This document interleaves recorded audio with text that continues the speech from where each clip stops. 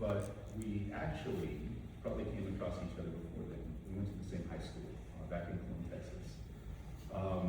He's a little bit older than me. Nobody knows how old he was, though.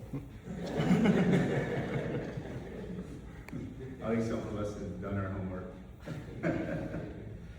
I had one of my senior security architects at work do a little bit of research, and said, "Who am I researching? Did he do something to you?" It's like, "No, he didn't do anything. Just curious, just curious." So I know he's a real person. Today I want to remember Will the way so many of us have experienced him as a magician. Not the rabbit out of the hat kind, but the real kind. So every great magic trick has three parts: the pledge, the turn, and the prestige. When you look at the pledge, the magician shows you something that is completely ordinary. It could be a deck of cards, a piece of tape, a guy on the mat. This is where the magician earns your trust, by showing you that the world is normal.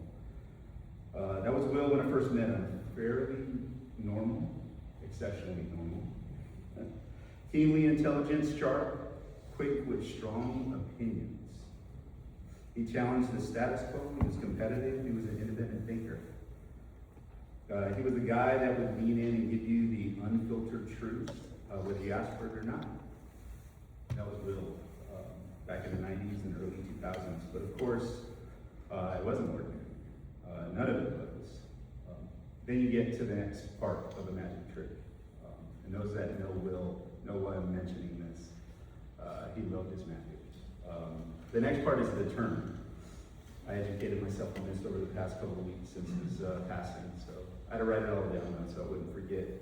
The turn is when the ordinary thing suddenly does something extraordinary. You can't explain it. You're left wondering, I can't say that word. I wrote it though. How the H did that happen? The bird vanishes. The assistant is sawn in half. The sign card is lost in the deck. That was Will on the mat. His magic tricks were always BJJ moves. He'd do a technique, and half the time nobody would know what's going on. It was pure mystery. He'd submit you in a way that you never saw coming, and those of you that were on the receiving end, on the receiving end a lot of times. Yeah. You couldn't explain it.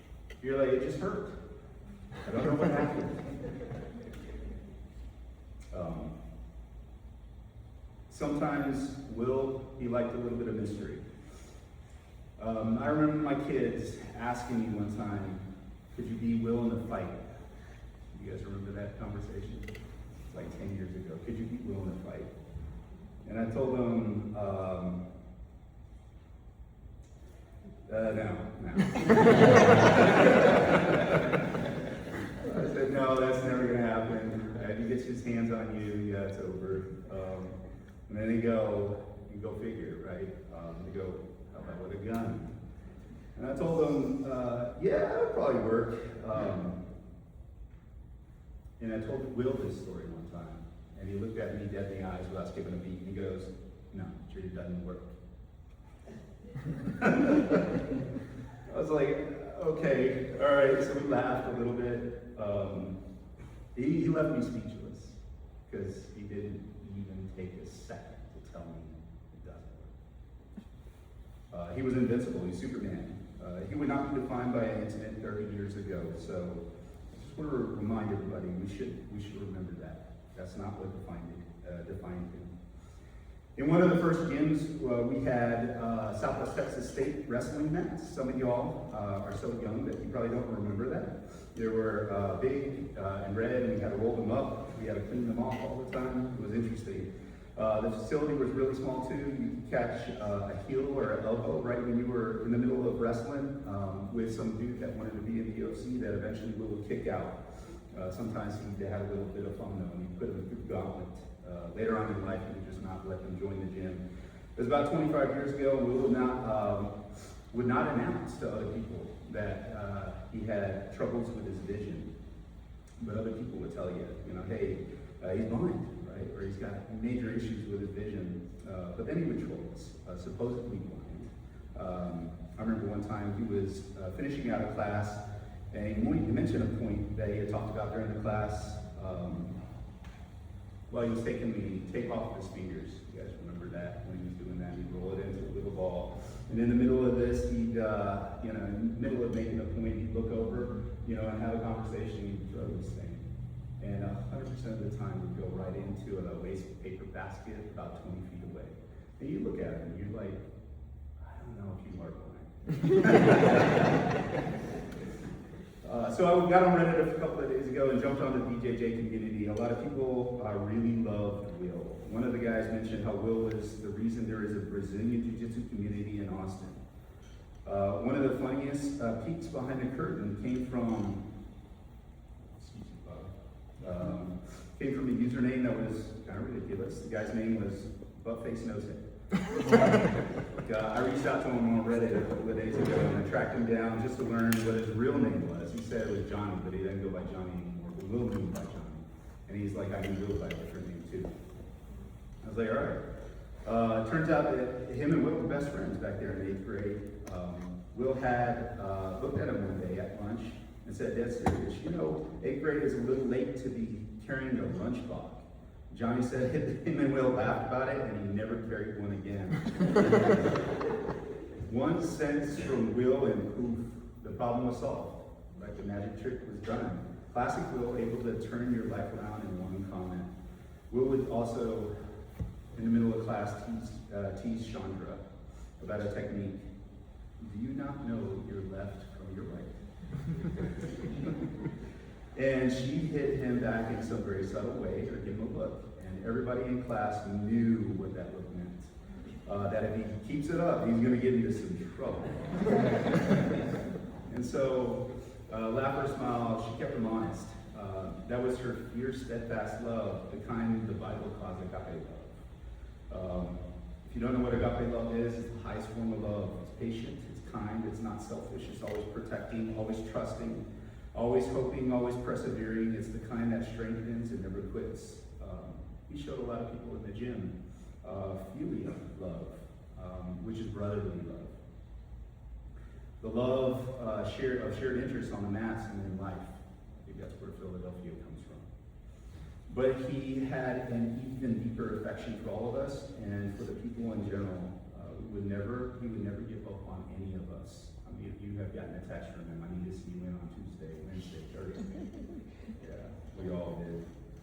We were all changed. You could always get him talking about politics, health, BJJ, God, or supplements. I was exceptionally gifted at getting him talking with a question or two. I'm in sales. I love asking questions. And I apologize now to the rest of y'all. Yes, I knew what I was doing. I asked him those questions on purpose.